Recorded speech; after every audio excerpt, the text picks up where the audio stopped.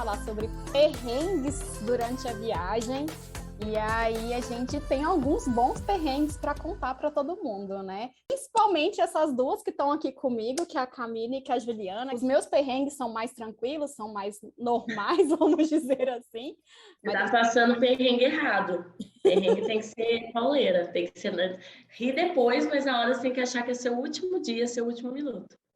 Pois é, como a Ju falou, né, no vídeo lá da África do Sul, como que eu quero morrer nessa vida, né? Eu quero morrer comida por um tubarão branco. Então, né, a gente vai abordar aí alguns perrengues durante a viagem. Calma, explica direito, não é que eu quero morrer comida por um tubarão branco.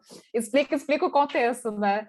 Não, eu falei assim, que é bom a gente passar esses perrengues em viagem, assim, que a gente se taca, a gente se joga, a gente tem que aproveitar o que os lugares têm, que a gente aqui não tem, às vezes não tem oportunidade de fazer. Mas eu falando assim, quando eu morrer, imagina, né? Eu tô falando, nossa, você tem coragem de fazer mergulho com tubarão branco? Claro que eu tenho. Porque imagina, se acontece alguma coisa comigo, pelo menos uma morte mais assim, aventureira, né? Mais glamurosa, porque assim, Ju morreu de quê? Bateu a cabeça, não foi atropelada, morreu de caganeira. Não, Juliana morreu mordida, comida por um tubarão branco na África do Sul. Essa que é a pegada, entendeu? Mas eu concordo super com você.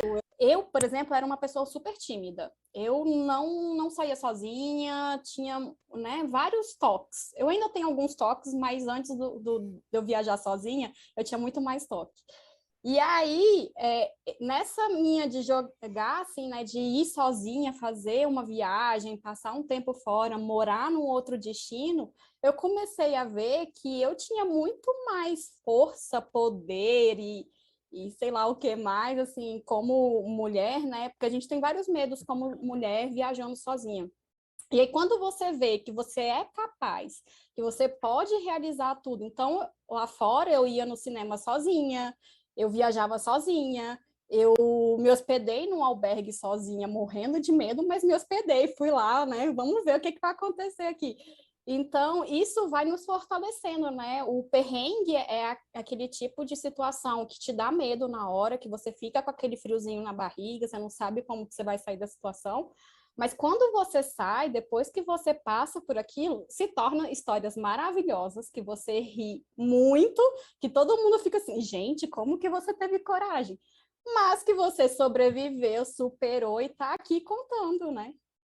Não, e para o próximo perrengue, ele vai te abalar muito menos, porque cada vez que você passa um perrengue, a sua zona de conforto vai aumentando cada vez mais, né? Esse está muito mais sagaz, está muito mais esperto, vai conseguir resolver as coisas com mais tranquilidade. Isso só fortalece. Isso só acontece quando você se coloca à prova. Porque se você continuar sempre no mesmo lugar, tomando sempre as mesmas atitudes, sem se colocar à prova e sem saber como é que você realmente é e o que você é capaz, não vai rolar. Então, é maravilhoso isso. Não, eu acho assim que e com viagem, o que mais rola de perrengue na vida, eu acho que ou é acomodação ou é comida, assim, mas acho que a acomodação costuma ganhar. Né? Eu perrengue de comida porque eu não como de tudo, eu sou bem ruim para comer. Então, não, eu como de tudo, aí esse que é o problema, eu vou comendo as coisas que eu não estou acostumada, então às vezes que, tipo, igual a Ásia, assim, Índia e tal, tem umas coisas que não dá para você sair comendo, assim, eu fui me achando, falei, nossa, que isso, não, tranquila. México também, eles comem tipo olho, testículo, umas coisas assim bizarras, né? Não, tô aqui, vamos experimentar, e depois você paga, né, para experimentar, é assim. Mas quando a gente está nova, a gente aguenta coisas muito mais fáceis do que depois que a gente vai, né, ficando mais velho. Você tá me chamando de véia? Não, eu tô falando de mim. Eu tô falando de mim. É que a gente também não tem noção nenhuma, né, do que a gente está fazendo, gente. Isso que é o ótimo da história. É muito bom não saber. Mais nova, eu fiz isso que a Ju falou, de dormir no aeroporto, né, de comer os trem, né, de qualquer jeito e tal, e depois você acaba pagando o preço. Eu já, vários. Não, assim, que eu sempre viajei muito, sempre gostei muito de viajar e nunca tinha muita grana. Que eu tenho na Argentina. Ali com as minhas primas e ninguém sabia espanhol, ninguém tinha feito espanhol na vida. Resolveu ir para a Argentina porque estava mais barato que fazer 4 horas de festa na graduação. Aí a gente chegou na Argentina morrendo de fome. E aí a gente foi no restaurante para comer. Aí pegamos o cardápio. Quem disse que a gente entendia alguma coisa do cardápio? A gente olhava para o cardápio, olhava uma para a cara da outra, assim, que a gente vai pedir de comida. E a única coisa que a gente entendeu do cardápio era espaguete. espaguete à bolonhesa. Era a única coisa que a gente entendeu do cardápio. As 3 pedindo espaguete à bolonhesa, porque era o que a gente conhecia. Na medida da viagem, a gente foi conhecendo algumas palavras, saía um portunhol aqui, um portunhol ali. E aí tinha muito, quando a gente pedia carne, do pessoal perguntar assim, com graça ou sem graça? Aí eu olhava uma para a cara da outra, falava assim, o que significa isso? Aí um dia a gente pedia com graça, no outro dia a gente pedia sem graça, que era para saber qual que era a diferença de uma carne com graça e uma carne sem graça. Aí a gente foi entender que era gordura, era uma carne com gordura ou uma carne sem gordura. São perrengues leves, não são perrengues, né, que a gente... Mas são perrengues. Mas são perrengues. Você pede sem saber o que você vai comer, na real, né? Que tipo... É perrengue, gente. Não, eu tenho um negócio de espanhol também engraçadíssimo. Morei no México um tempo, e aí também já se falava espanhol super bem e tal, mas eu cheguei lá e, tipo, tinha várias... Espanhol tem muito falsa cognata, né? Muita. Que você acha que você está mandando super bem, porque tem aquele sentido em português, mas espanhol é outra coisa completamente diferente. E aí eu estava com os amigos, a gente estava fazendo uma viagem, e a gente estava com os amigos, eu falei assim, eu preciso fazer, necessito ser uma ligação. Mas, pô, ligação em português, ligação em espanhol, parecidíssimo, e todo mundo rachou de rir. Você tá tão necessitada assim? Eu falei, lógico, preciso fazer uma ligação para o Brasil e tal. Ligação para o Brasil, eles começaram a rir, porque quando você vai falar isso, quando você vai fazer uma ligação, você vai fazer uma chamada. Ligação é ter uma relação sexual com alguém, você vai fazer uma ligação, entendeu? Aí todo mundo, tá precisando fazer uma ligação, né, Ju? Tipo, né, zoou demais a minha cara. Então, assim, espanhol com essas coisinhas também, a gente acha que fala português, que domina tudo, né? O perrengue ensina muito, né? Então, vocês estavam mencionando aí, mas, por exemplo, quando eu fui para os Estados Unidos, foi minha primeira viagem para o exterior, acho que a primeira pessoa da minha família a ter ido para o exterior. Então, quando eu lembro que eu cheguei no meu primeiro dia em Stanford, em Connecticut, nos Estados Unidos, e eu fui pedir uma batata frita no McDonald's. Foi o meu primeiro minuto nos Estados Unidos. Eu falei, potato. E daí eles olharam, que potato. Porque assim, pra gente, batata frita é feito de batata. Se a gente cortar a batata frita, é uma batata frita. Para eles, não. É uma mistura de coisas que levam a batata frita, né?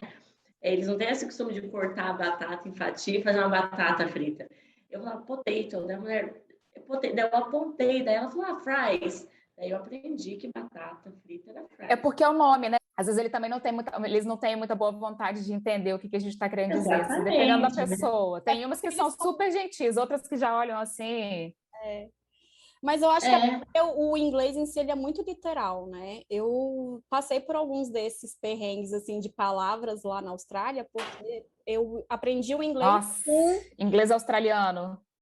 Eu aprendi o inglês no Brasil com a influência americana, né? Então, assim, eu fui fazer cursos em escolas de inglês aqui que eram todas influências americanas.